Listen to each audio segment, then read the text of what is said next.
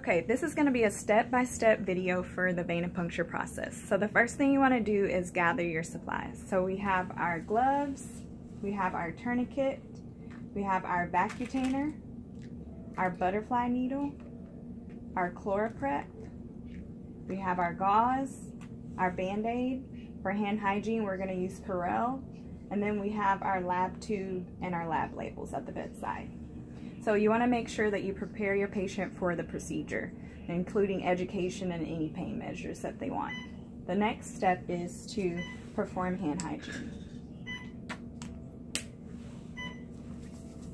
So I'm using Purell. Once my Purell is dry, I can put on my gloves.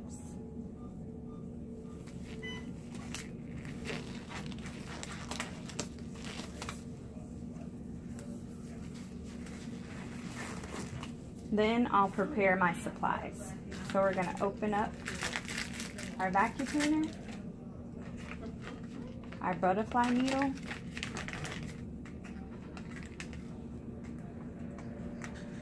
our ChloraPrep, and then I like to open my Band-Aid to have it ready.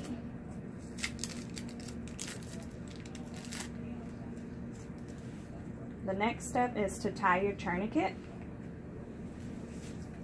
So I like to tie my tourniquet over, under, and then pull tight. Okay, so the next step is to locate your vein. So I have a vein here that's bouncy, has no skin breakdown, and it's straight. So the next step is to activate my ChloraPrep so that I can clean. So you just squeeze.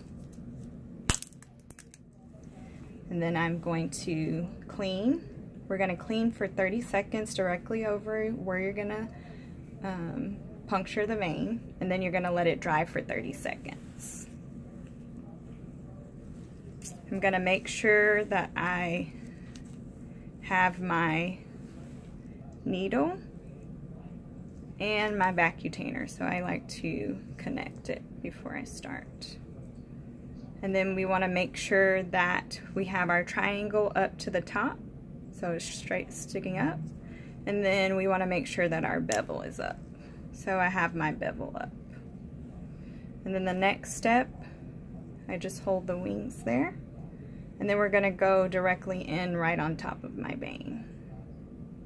So I'm going to puncture. When I see a little bit of blood return, I will take my lab tube and you just insert it into the Vacutainer like that. And then you can see we're getting blood. After you're done, you want to undo your tourniquet, and then you can use your gauze. Place it directly over where you punctured, pull out with your needle, and then it has a safety. So retract your needle, and then we'll apply our Band-Aid.